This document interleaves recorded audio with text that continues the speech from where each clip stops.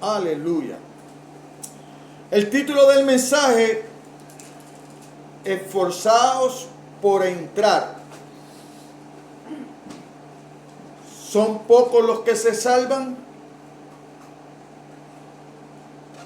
Vemos en este relato, ¿verdad?, de Lucas 13, de los versículos 22 al 30, ¿verdad?, cuando Jesús va de camino a la cruz, va de camino a Jerusalén, va de camino a tomar mi lugar en la cruz para pagar por mis pecados, ¿verdad? Va de camino a reconciliarme con el Padre Santo, Santo, Santo, ¿verdad?, con el cual yo era enemigo.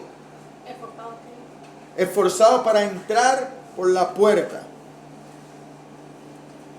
Esforzados para entrar. La palabra una y otra vez nos exhorta a esforzarnos.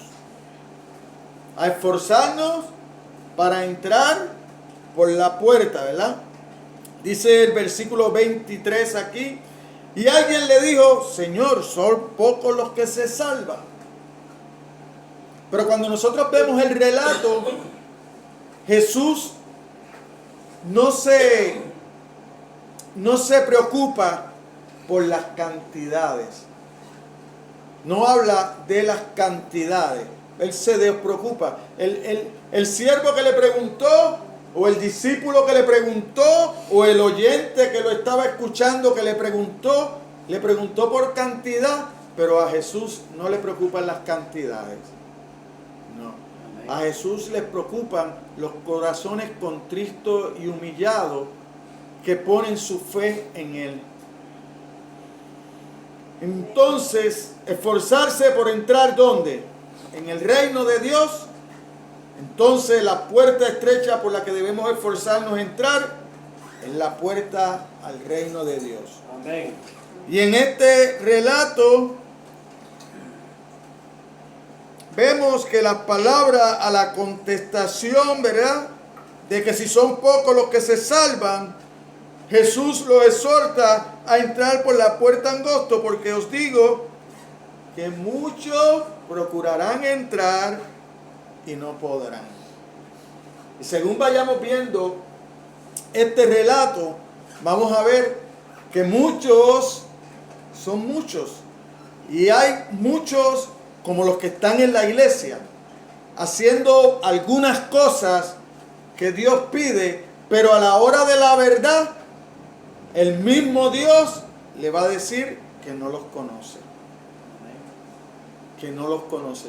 Porque posiblemente hicieron todo lo que salió de su corazón engañoso, pero no hicieron nada de lo que la palabra de Dios pide.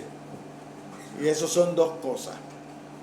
Hay muchos que llegan a los caminos del Señor y porque hicieron una oración, se sientan en la iglesia todos los domingos, pero hasta ahí. Amén.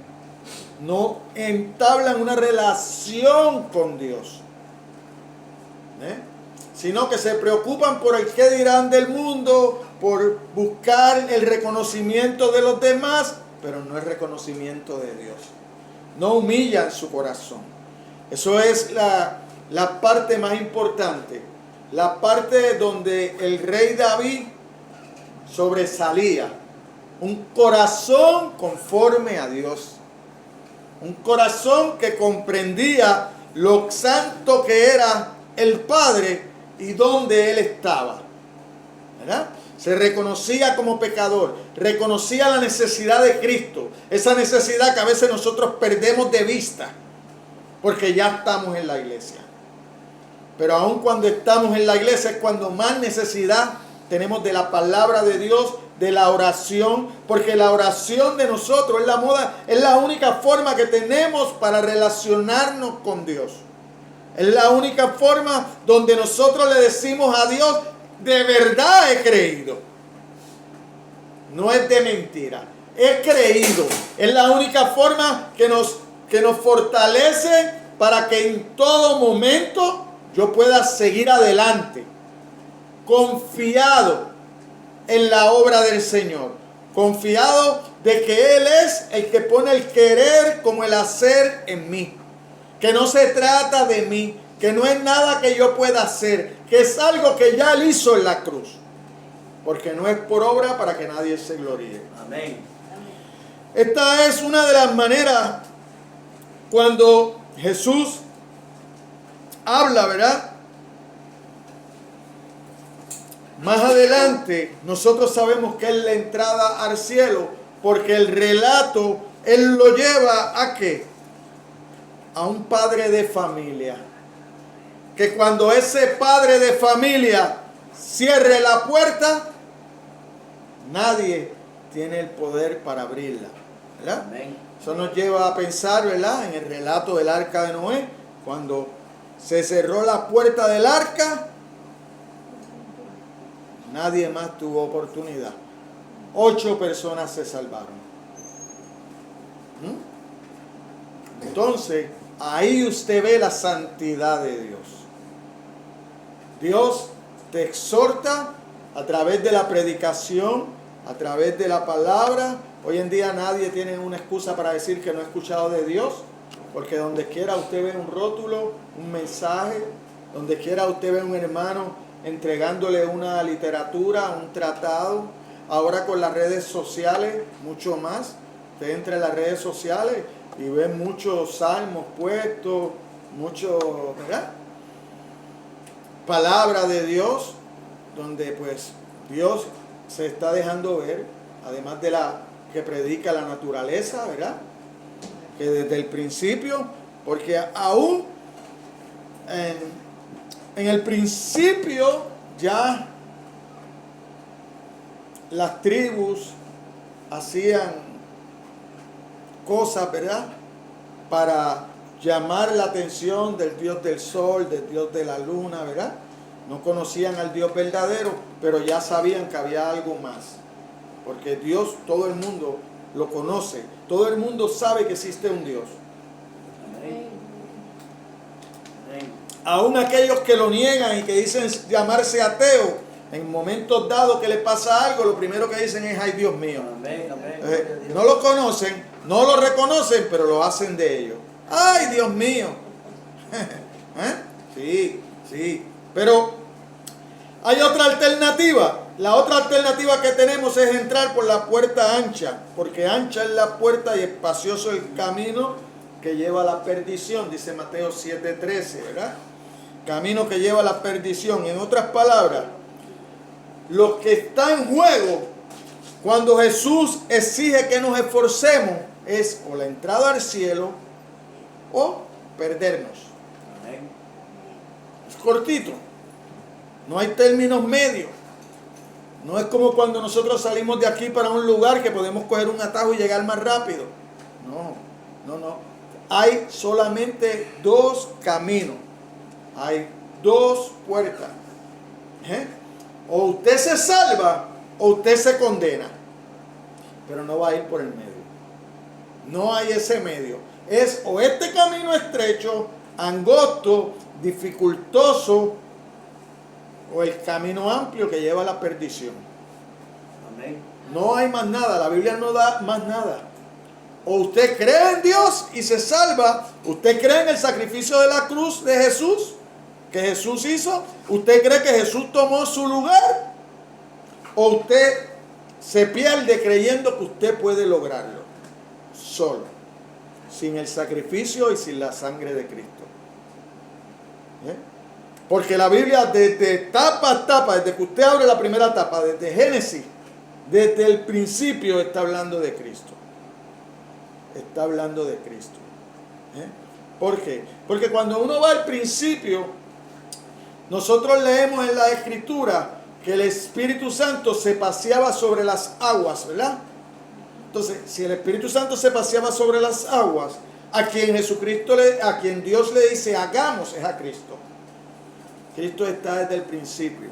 Hay una Trinidad implícita en las Escrituras. Usted no va a ver la palabra Trinidad en las Escrituras, pero hay una Trinidad implícita en las Escrituras. Inclusive cuando usted va al final de Mateo, en Mateo 28, cuando Jesucristo exhorta, ¿verdad?, a la gran comisión y envía a los discípulos, le dice, ir, enseñado lo que yo les he enseñado a ustedes y bautícenlos en el nombre del Padre, del Hijo y del Espíritu Santo. Amén. Los tres otra vez. Todo el tiempo nosotros vemos eso.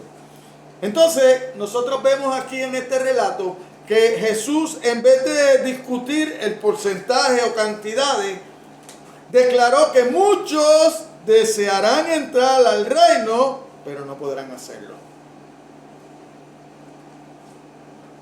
¿Ah?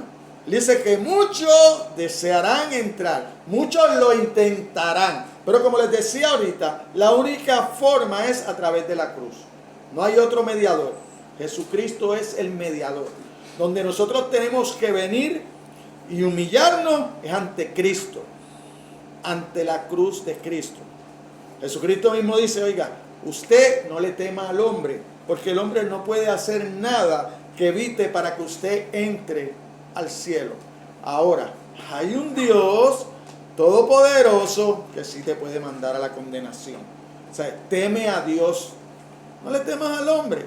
El hombre te puede causar algunas dificultades, hasta te podría quitar la vida, pero eso no puede impedir que tú vayas al cielo.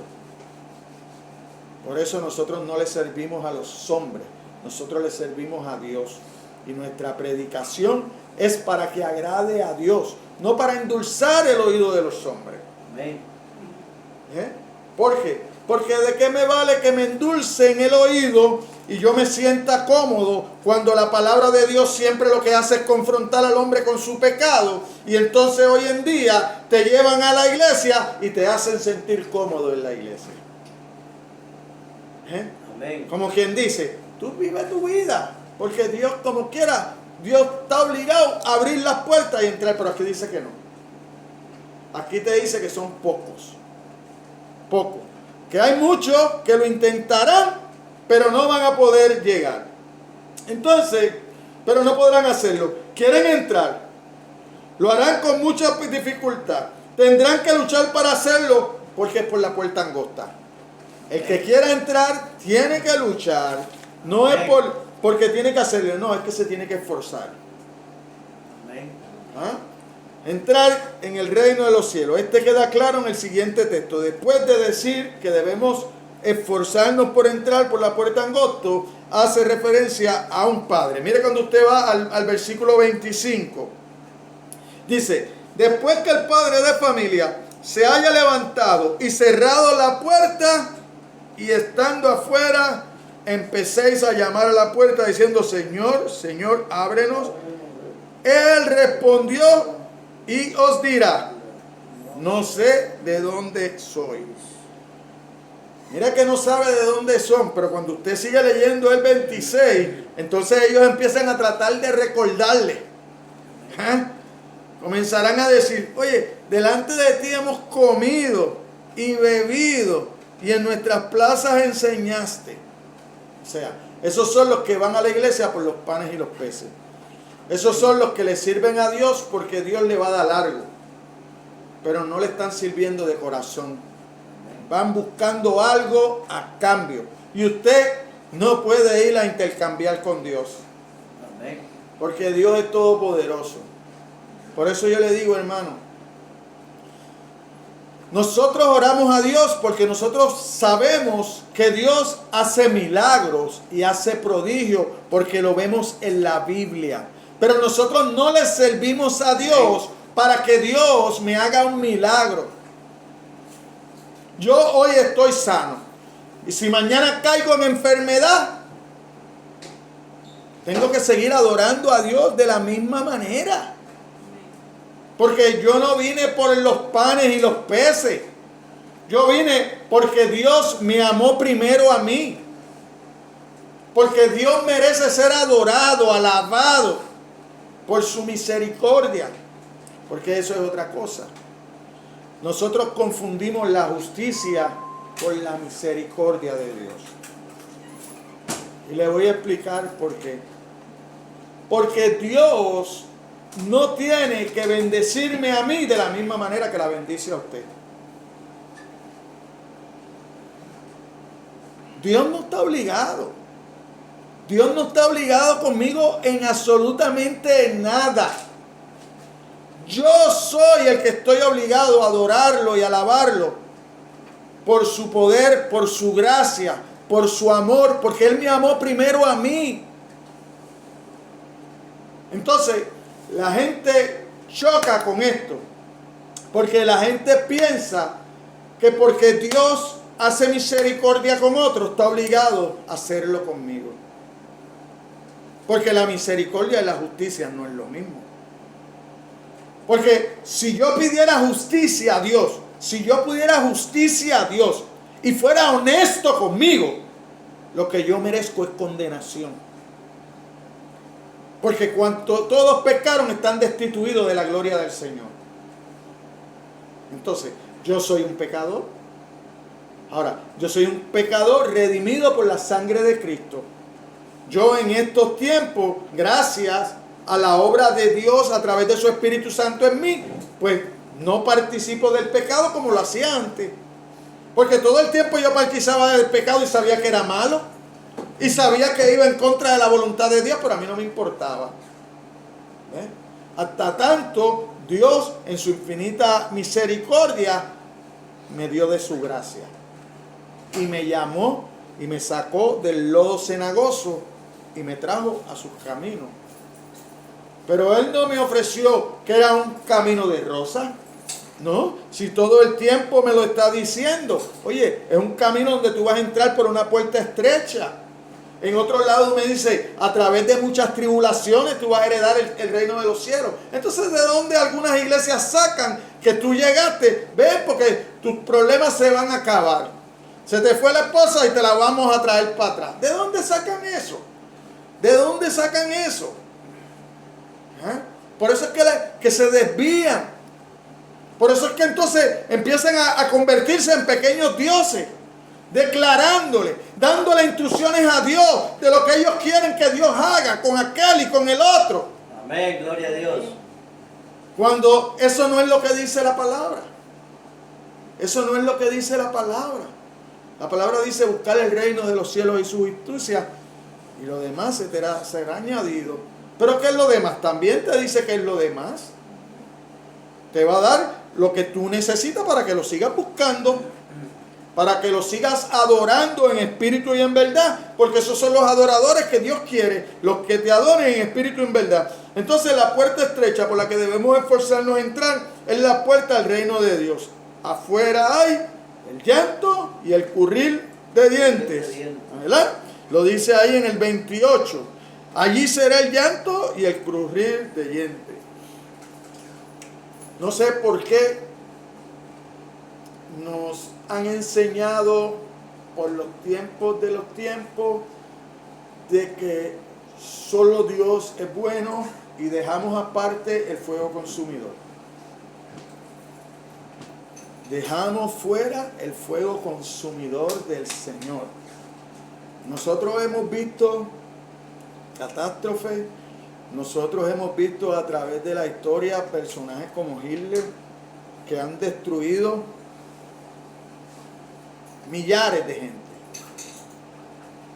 Pero Jesucristo, Dios en su juicio también lo ha hecho. Dios en su juicio también lo ha hecho. Porque cuando usted va al relato del arca de Noé, ¿quién hizo eso? ¿Eso fue Noé que se inventó eso? No, eso fue Dios. ¿Ah? ¿Quién destruyó Sodoma y Gomorra? ¿Ah? Fue Dios. Es Dios. En un momento le hacen un relato de aquella torre que se cae encima de aquellos israelitas a Jesucristo. Y Jesucristo que le dice, y si tú no te arrepientes también te va a pasar lo mismo. Porque Dios es un Dios justo. Es la gracia de Dios lo que nos mantiene y nos da vida. Es la oportunidad que Él nos da de nosotros aceptar que Él envió a su Hijo a morir por nosotros, para reconciliarnos. ¿Por qué? Porque si te tiene que reconciliar es porque usted es un enemigo de Él. Es Dios lo que te está diciendo en la Biblia. Si usted no hace lo que yo digo, usted es mi enemigo. Usted es mi enemigo y usted está en el otro bando. Y según hay dos caminos, está el enemigo. que está loco por llevarnos a la condenación. ¿Por qué? Porque para Él fue que se hizo ese lugar. Ese lugar no fue para nosotros, eso fue para Él y los seguidores de Él. Entonces, si nosotros andamos por ese camino y empezamos a alejarnos de Dios, ¿a dónde vamos a llegar? ¿Vamos a llegar al cielo? Mentira. Mentira. Mentira. Mentira, porque una y otra vez la Biblia te lo dice y te lo relata. Llegarás hasta la puerta. Pero ¿quién es el que abre? El mismo que fue y pagó por ti. Entonces, ¿qué excusa tú le vas a dar a Él? Él tomó tu lugar y tú lo tuviste en poco. Tú lo menospreciaste. Y Él te dice la palabra, como tú me menospreciaste, como tú me negaste, yo te voy a negar delante del Padre. Amén.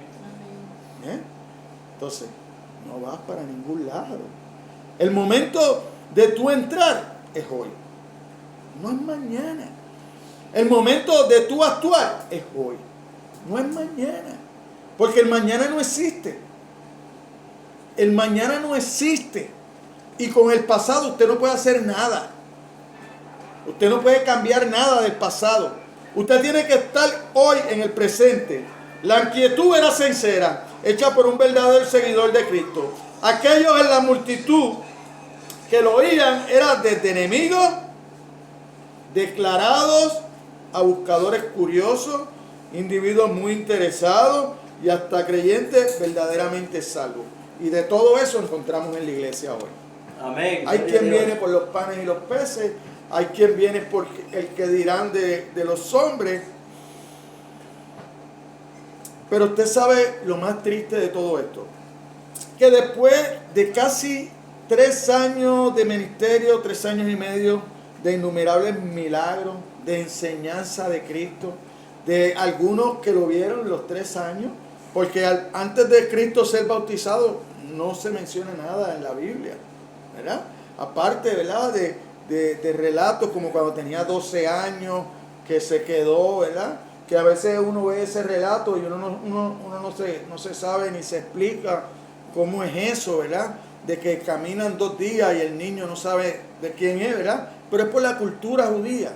Es por la cultura judía, ¿verdad? Que hacían esa travesía para ir a glorificar al Señor, ¿verdad? A esa fiesta. Entonces, en ese momento, pero las mujeres iban por un lado, en un grupo, y los hombres en otro grupo. ¿Ves? Y por eso es que se dan tanto tiempo a darse cuenta de que Jesús no volvía con ellos. ¿Por qué? Porque María pensaba, debe estar con José, y José pensaba, debe estar con María. Pero no es hasta que ellos se buscan uno al otro que se dan cuenta que Jesús se había quedado. Pero cuando miran para atrás, ¿dónde estaba él? Sentado con los maestros, y los maestros asombrándose de la sabiduría del niño. Porque era Dios mismo. Tenía la sabiduría ya, el entendimiento, y desde un principio él sabía lo que había venido.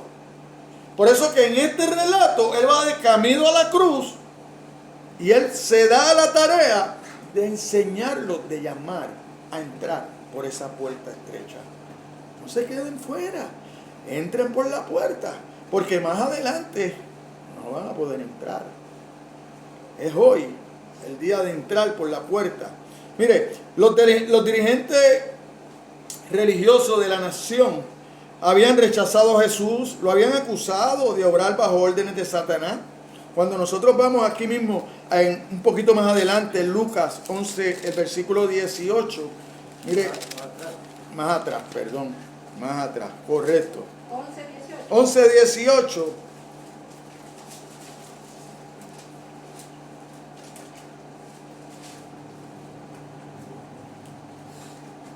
Y entonces, vamos a usar el 18, pero mire desde el 15 para que usted sepa.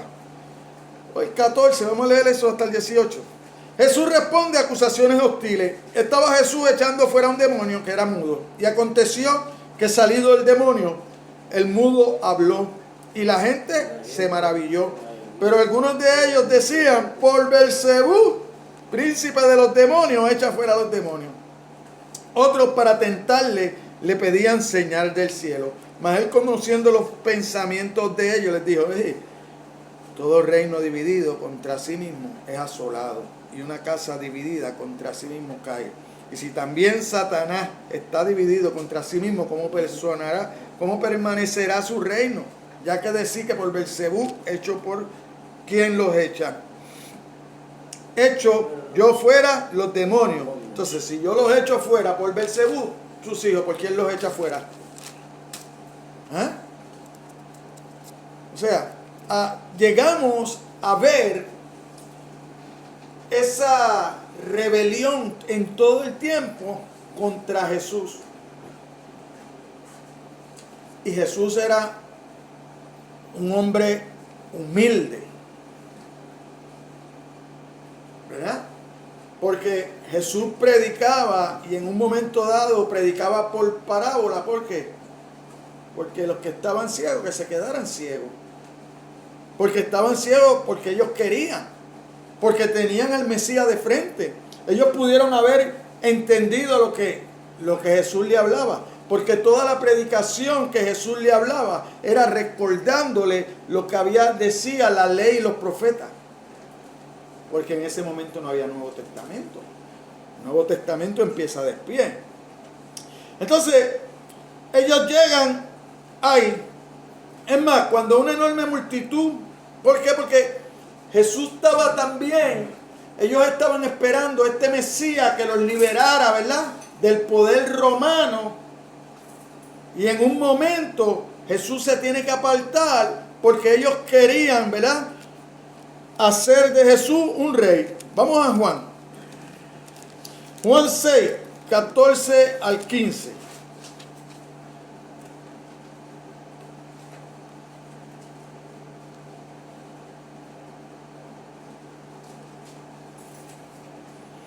Después de un milagro, ¿verdad? Por eso es que yo digo, de los que comen pan y peces, ¿verdad? Después de un milagro donde se alimentaron 5,000 varones, y si a eso le añadimos las mujeres y los niños, entonces ¿cuántos se alimentaron? ¿Verdad? Entonces en el 14 dice: aquellos hombres entonces, viendo la señal que Jesús había hecho, dijeron: este verdaderamente es el profeta que ha de venir al mundo. Pero entendiendo Jesús que iban a venir para apoderarse de él y hacerle rey, volvió a retirarse al monte él solo. Él solo. Porque no era lo que él había venido. Él venía a dar su vida. La libertad que venía Jesús a dar era del pecado. No del gobierno romano. No, del pecado. Pero ¿contra qué quiere Jesús que entonces, para que podamos entrar por la puerta estrecha? ¿Cuáles son los obstáculos? Si la vida es una guerra, ¿quién es el enemigo? Esa es la pregunta. Si nosotros vamos a entrar en una guerra, ¿quién es el enemigo? Si nosotros tenemos que esforzarnos, ¿verdad? Y el esforzarnos conlleva pelear, hacer nuestro mayor esfuerzo. ¿Quién es el enemigo? Porque al esforzarnos, el objetivo es no herir a nadie. Jesús no nos está llamando a herir a nadie. ¿Por qué yo sé que Jesús no nos está llamando a herir a nadie? Porque Jesús deja claro que debemos amar a nuestros enemigos. Cuando usted va a Lucas, aquí mismo en el paquito, en el Evangelio de Lucas, vaya a Lucas 6, 27.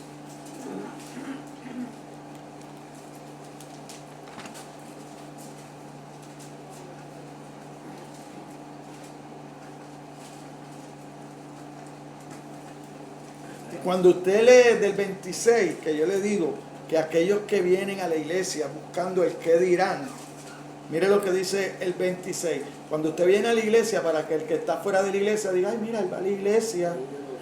Ay de vosotros cuando todos los hombres hablen bien de vosotros, porque así hacían sus padres con los falsos profetas.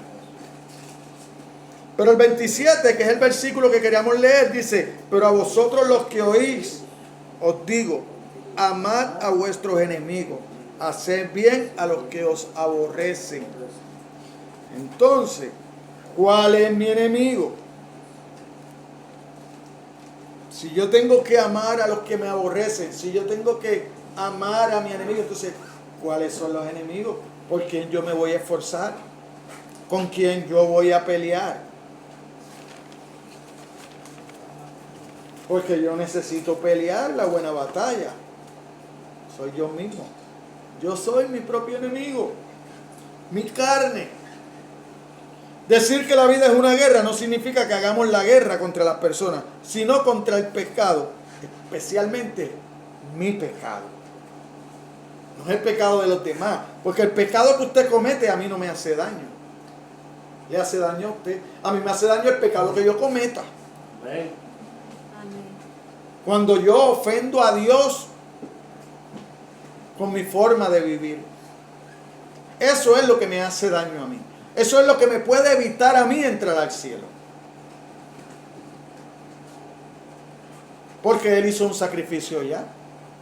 El sacrificio de Jesús, dice en Hebreo, que fue una vez y para siempre. No hay nada más. Ahora, lo próximo que es, que también lo dice Hebreo, es una horrenda expectación de juicio. Que debe ser triste caer en las manos de un Dios airado cuando nosotros lo vemos. Porque nosotros pensamos que Dios nunca se va a irar. Si Dios dice que al que se acerca a Él se va a santificar en Él. Y si no, pregúntele a los hijos de Aarón, haciendo sus funciones como sacerdotes, ¿qué pudieron haber fallado ellos? Cuando ya ellos estaban designados a trabajar ahí como sacerdotes. Y dice que un fuego extraño y los consumió. Pusieron fuego extraño en el altar. Hicieron algo que a Dios no le agradó. Hicieron algo que a Dios no le agradó. Y entonces, como decía ahorita, Dios no está obligado a perdonarme. Eso es la gracia, un regalo de Él. Amén. Que decide dármelo. Porque yo no lo merezco.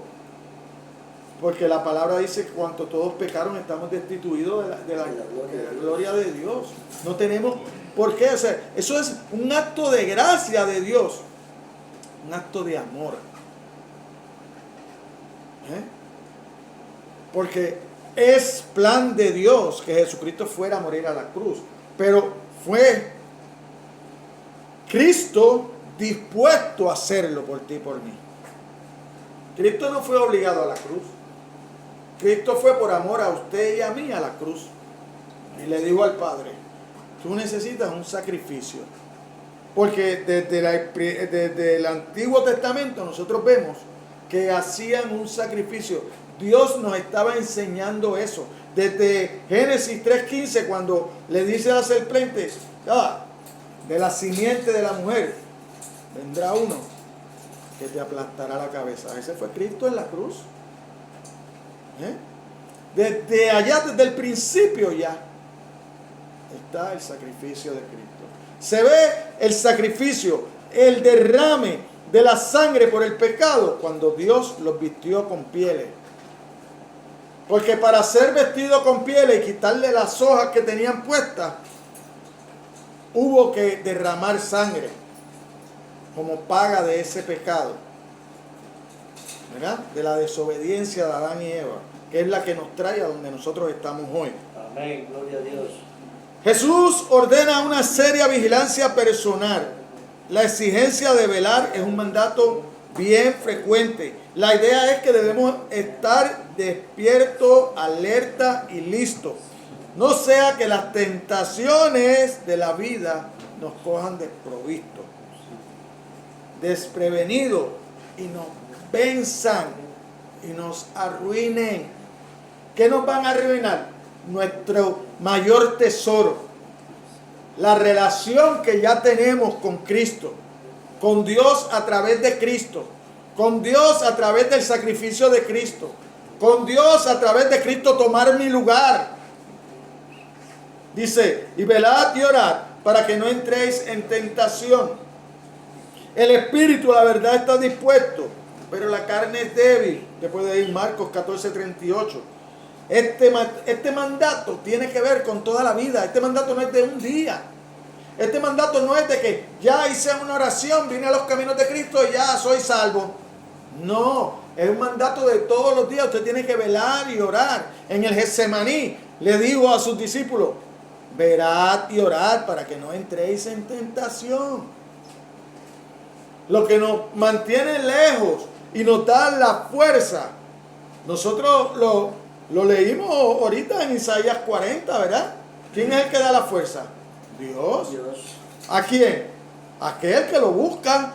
Amén, gloria a Dios. No es como lo usan la gente del mundo. Van por ahí cantándolo, pero sus vidas van de espaldas a Cristo. Eso a ti no te cubre. Eso a ti no te cubre. ¿Ah? Como aquel que va a coger un examen. Ay, todo lo puedo en Cristo que me fortalece. No estudies a ver si es verdad. No estudies. No, usted tiene que esforzarse. ¿Por qué? Porque nada más usamos de la palabra lo que nos conviene, lo que nos gusta, lo que nos bendice. Pero cuando se trata de esforzarse, no. Eso no te gusta. Y nosotros vemos que es necesario. Nosotros vemos un Job, un Pablo, ¿verdad? Un Daniel. Daniel desde jovencito propuso en su corazón: no me voy a contaminar ni con las bebidas del rey, ni con la comida del rey. Voy a seguir lo que he aprendido, lo que Dios me llama a hacer por mi palabra. El rey da un dictamen, no se puede orar 30 días. Daniel no se fue y se escondió. No, él dijo: yo le sirvo a Dios. Abrió sus ventanitas de par en par. Y aquí voy a orar. Rey, si usted quiere hacer lo que quiera, hágalo. Pero yo le sirvo a Dios. Yo no le sirvo a los hombres. Yo le sirvo a Dios. Como sus 3 amigos, antes de entrar al horno. ¿Qué le dijo al rey también? Rey, sepa usted, si Dios me quiere salvar, que me salve. Pero no me importa, no me voy a postrar. No me voy a arrodillar. Ahí está el horno caliente, lo voy a poner 7 veces caliente. Póngalo 10, rey, póngalo. Y Dios, si me quiere salvar, eso es su decisión. Dios es soberano, hermano. Dios es soberano. Entonces, cuando nosotros vayamos a orar, llevemos eso en la mente, que Él es soberano. Si Él me va a sanar cuando Él lo decida, no cuando yo se lo diga. No es cuando yo se lo diga, es cuando Él quiera, cuando Él decida que es el momento para que yo aprenda. Porque a veces nosotros estamos pasando por situaciones y pedimos a Dios que nos quite la situación y el problema. En vez de pedirle a Dios: enséñame lo que tú quieres que yo aprenda por esto. Enséñame a verte. Como Job. ¿Qué dijo Job al final? Oye, te había oído. Yo había oído de ti, pero hoy mis ojos te ven.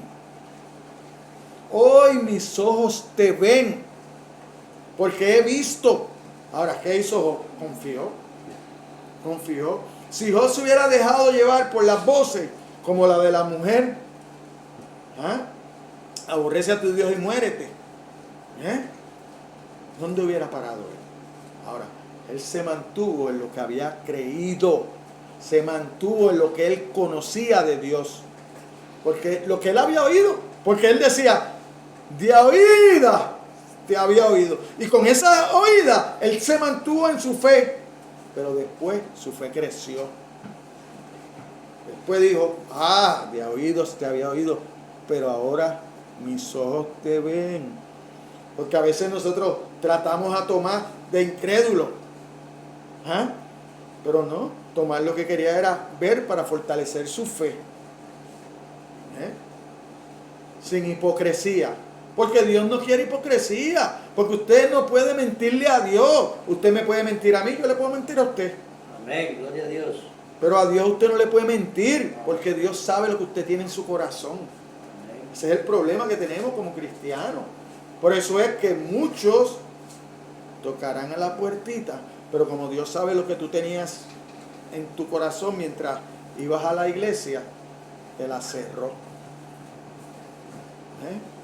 Porque no hiciste nada para proclamar su nombre. No hiciste nada para darle la gloria a Él. Sino que te dedicaste a creer, a empoderarte, a querer hacerte un Dios.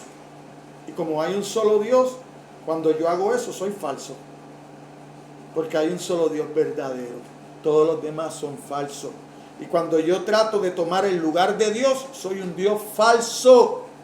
Amén. Para ningún lado que voy. Para ningún lado que voy. Jesús advirtió que los días justos antes de su segunda venida serían normales.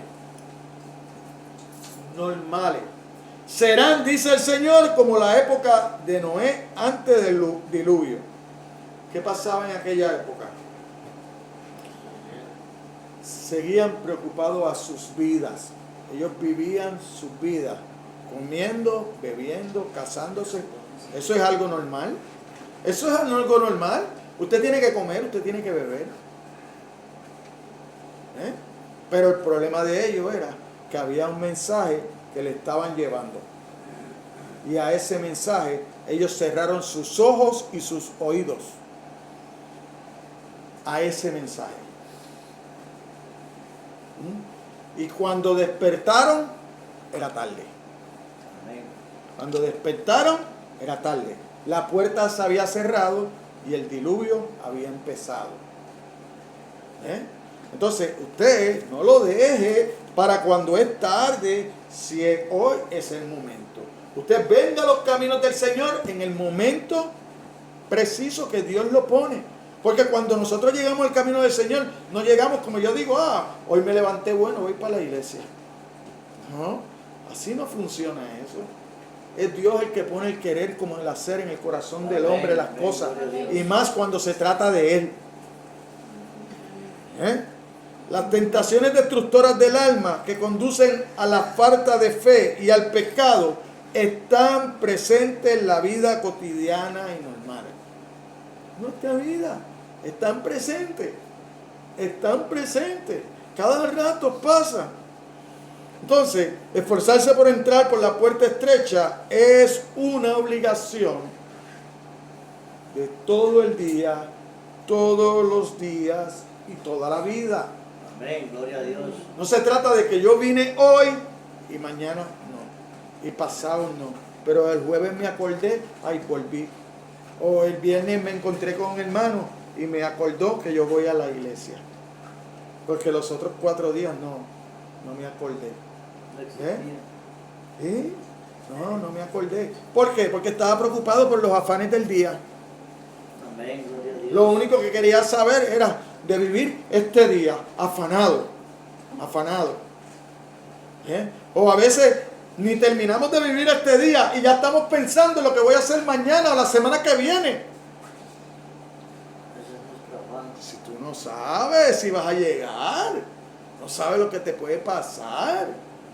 Vive el día como si fuera el último, como si fuera el día de que nosotros debemos vivir el día, como si fuera hoy que viniera Cristo. Así es que nosotros tenemos que vivir todos los días. ¿Por qué? Porque no hay una fecha para venida. Puede venir ahorita, en un minuto, en un segundo. Eso no lo sabemos. Eso está en la voluntad del Padre. Ahora lo que nosotros sabemos es que hay tanta maldad en el mundo que si Dios no viene, aún los que estamos en la iglesia nos vamos a perder. Nos podemos perder. Porque así dice la palabra.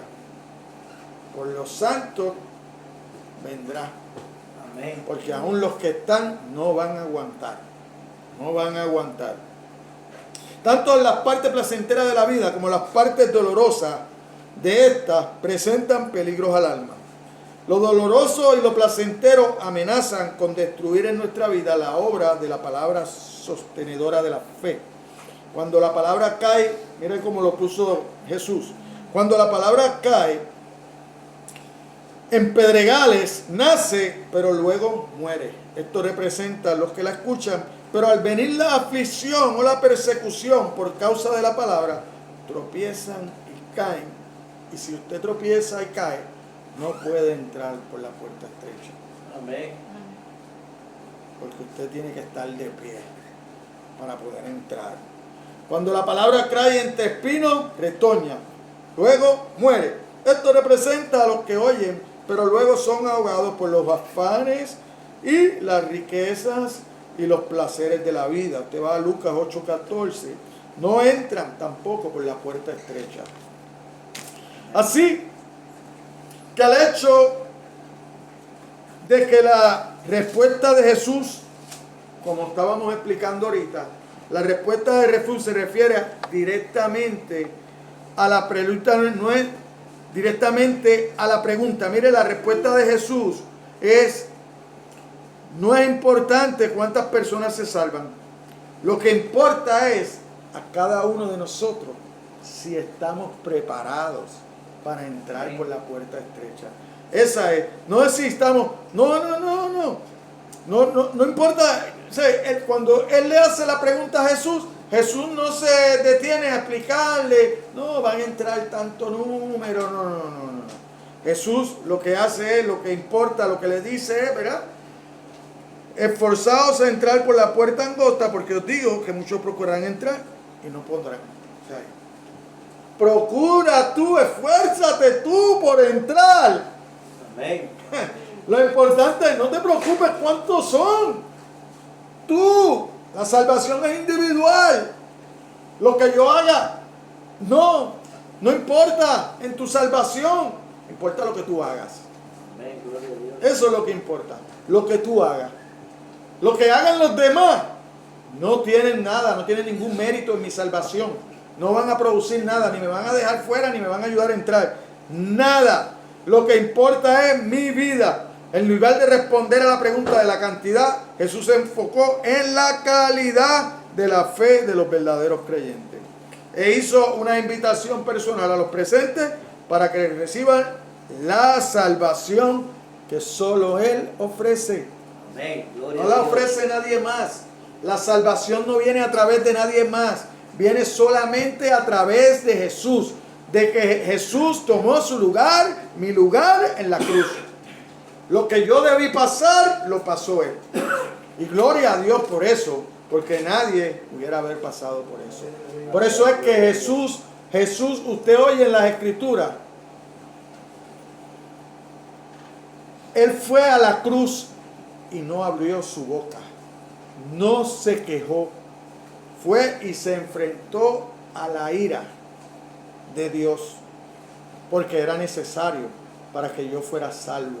Alguien tenía que satisfacer la ira de Dios por el pecado, porque ese Dios santo tenía que cobrar, porque ya Él había dicho que la paga del pecado era muerte.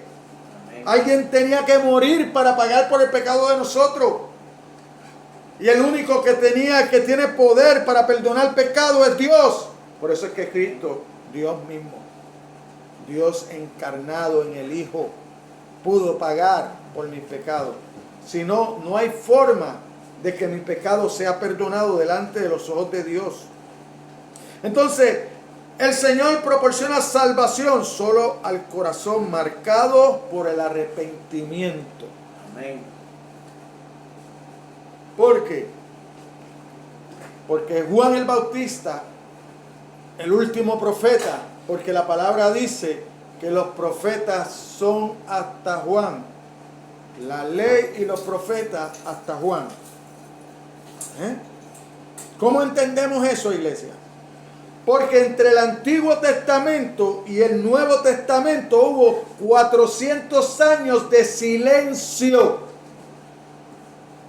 Porque ¿quiénes eran los profetas? Los que le hablaban al pueblo de parte de Dios. Y el sacerdote, el que le habla a Dios de parte del pueblo. Después de 400 años de silencio, sale este profeta en el desierto hablando, arrepentido porque el reino de los cielos está acercado. ¿Verdad? ¿Verdad? Y Jesucristo viene con ese mismo mensaje. ¿Por qué? Porque Jesucristo es el reino de los cielos. Amén. Ha llegado. Entonces ahí, por eso es que podemos entender cuando Jesucristo dice que la ley y los profetas hasta Juan. El más grande nacido de mujer, Juan, pero el más pequeño en el cielo.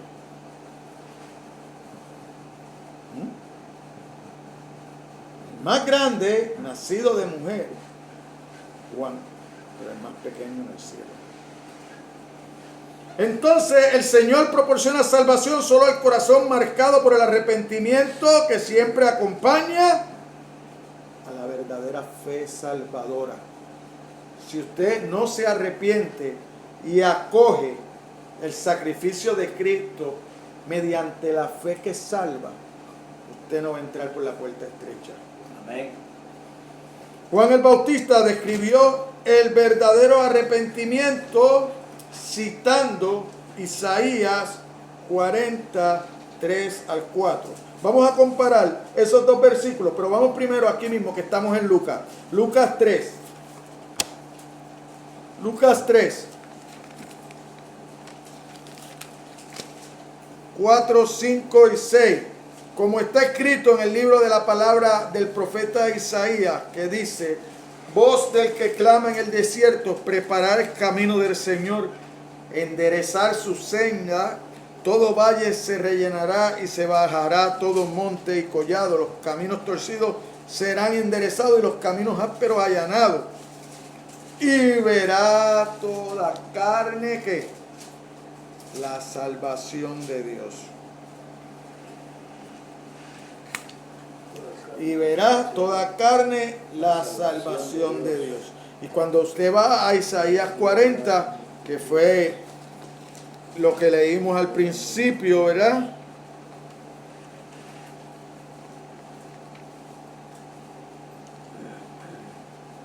Y usted busca los versículos 3 y 4, habla de eso. Voz que clama en el desierto, preparad camino a Jehová, enderezad calzada en la soledad a nuestro Dios, todo valle se alzado y bájese, todo monte y collado, y lo torcido se enderece y lo áspero se allane. Y se manifestará la gloria de Jehová. Isaías 43, 4 y el 5, porque el 5, mire qué lindo. Y se manifestará la gloria de Jehová, y toda carne juntamente la verá, porque la boca de Jehová ha hablado. Como le dije, el profeta venía de parte de Jehová. Aleluya. Amén. Entonces, conclusión. Basado en el versículo 30, y aquí hay postreros que serán primeros y primeros que serán postreros. En el reino de los cielos, algunos que ahora son despreciados serán grandemente honrados, y otros que son importantes en este mundo ni siquiera entrarán. Hay personas que para el mundo son insignificantes, pero que son importantes ante los ojos de Dios. Así que no importa lo que el mundo diga de usted, lo que importa es lo que Dios diga de usted. Amén. Lo que Dios tenga pensado de usted. Amén. Amén. A Dios no le importa la popularidad, el nivel social, la riqueza, el linaje, ni el poder de las personas. No. ¿Usted sabe qué le importa a Dios? Su compromiso con Cristo. Amén. Gloria a Dios. Su fe de poder creer que Cristo murió por usted. De usted poder entender que no hay otra forma de llegar a Dios que no es a través del único mediador entre Dios y los hombres, Jesucristo, hombre. No hay otra forma. Y eso es lo importante, es que nuestros valores concuerden con los de la Biblia. Hoy en día, hoy, hay pastores en contra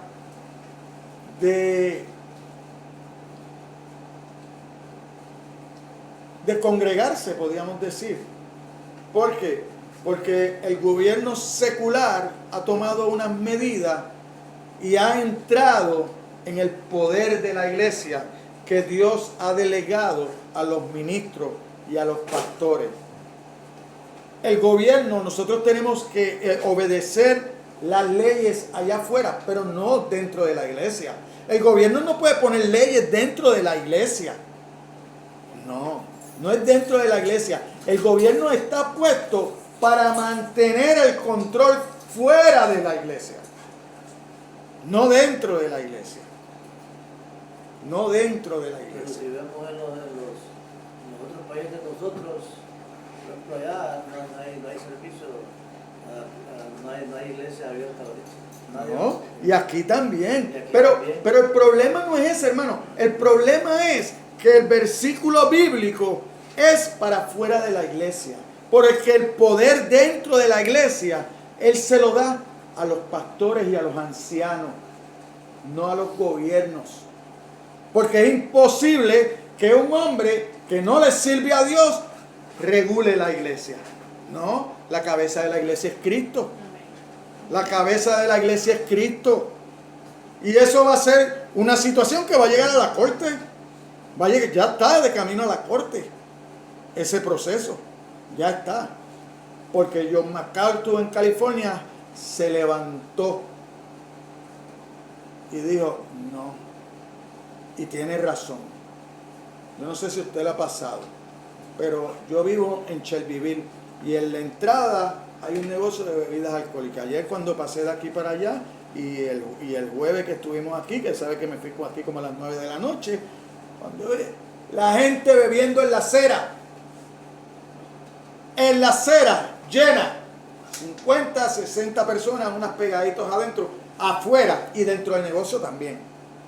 Entonces eso es permitido por la ley. Pero el que yo venga a congregarme a buscar al que puede darnos la tranquilidad y la fe para yo poder seguir adelante con esta situación que Dios mismo ha permitido.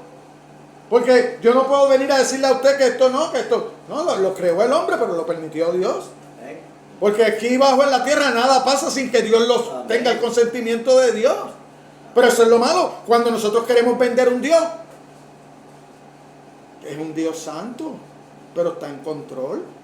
Dios está en control de todo.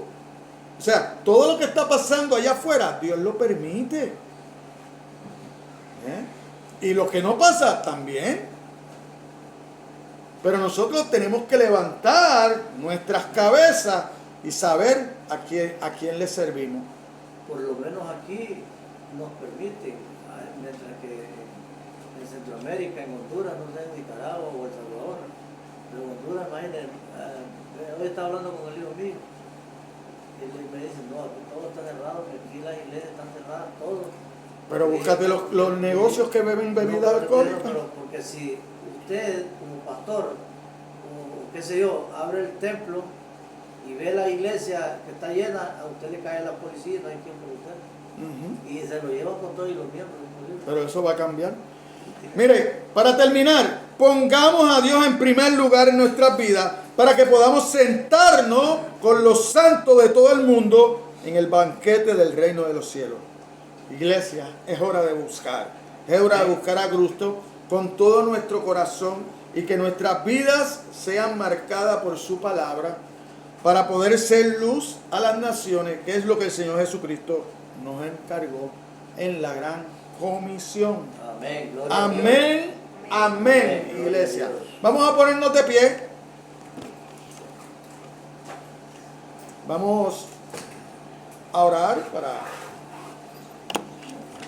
para despedirnos y le damos gracias a Dios por el primo de César que está aquí con nosotros, que hoy nos visita por primera vez. Y que lo invitamos, ¿verdad? Que siempre que pueda, que tenga el tiempo, que venga para acá. Amén. Para buscar de nuestro Dios eterno. Amén. Amén. Padre, te damos gracias por tu palabra, Señor. Gracias por hablarnos a nuestras vidas en esta hora. Gracias por traer paz a través de tu palabra, Señor. Gracias por enseñarnos cada día, Señor, que tú estás en control, que tú nos cuidas, nos guardas, Señor, que solo necesitamos, Señor, reconocer el sacrificio de tu Hijo en la cruz, que fue por amor a mí, Señor, que tomó mi lugar, Señor, que es el único mediador que me puede reconciliar contigo, Dios. Ahora permítenos, Señor, ser instrumentos tuyos, Señor. Limpia nuestros corazones y nuestra mente a través de tu palabra, Señor. Santifícanos a través de tu palabra, Dios, porque tu palabra tiene poder, Dios. Aquí estamos, Señor, pidiéndote, Señor, que seas tú obrando en cada uno de nuestros corazones, Señor, pero también obrando en cada uno de los miembros de esta iglesia, Señor, que por alguna razón hoy no pudieron estar, Señor. Visítalos a través de tu Espíritu Santo, Señor. Toca sus corazones, Señor, y pon en cada uno de ellos hambre y sed de justicia, hambre de tu palabra, Señor, hambre de la necesidad que necesitamos, Dios, de congregarnos para ser obedientes a tu palabra, Dios, para poder escuchar tu palabra, Dios, para poder escuchar esa palabra, Señor, que trae sanidad a nuestras vidas, Señor, que trae paz a nuestra alma, Señor, que es como refrigerio, Señor, para nuestros huesos secos, Dios. Ayúdanos, Señor, a poder exportarla, Señor, a llevarla, a predicarla, Dios, a darla a conocer, Señor, delante de aquellos que no te conocen, Dios. En esta hora también te pedimos, Señor, que bendiga los alimentos que vamos a consumir en esta mañana, Señor. Que sigas supliendo, Señor, a la casa y a las manos que lo confeccionaron, Dios. Y que nos brinden la oportunidad, Señor, de sacar el mejor beneficio, Señor, para nuestro cuerpo corporal, Señor. Pero más que nada, Señor, santifícanos en esta hora con tu palabra, Dios. Llévanos a cada uno a nuestros respectivos lugares, Señor, después que nos despidamos de este lugar, no de tu presencia, Señor. Sigue haciendo milagros y prodigios, Señor, para poder seguir trabajando, Señor, en la gran comisión, Señor. Mira las necesidades de esta iglesia, Señor. Mira lo que nos hace falta, Señor, para seguir adorándote, alabándote, Señor, pero más que nada, para darte la gloria y la honra en todo lo que haces a través de nuestras vidas, Señor. Toca los corazones de aquellos que todavía no te han conocido, Señor. Mira a nuestras familias, Señor. Mira a los que están necesitados de ti, Señor. Ayúdanos a hacer luz en medio de las tinieblas, Señor. Primeramente para nuestras familias, Señor, y después para todos aquellos que nos rodean, Señor. En el nombre de Jesús de Nazaret te lo pedimos. Y la iglesia dice, amén. Amén. Gracias.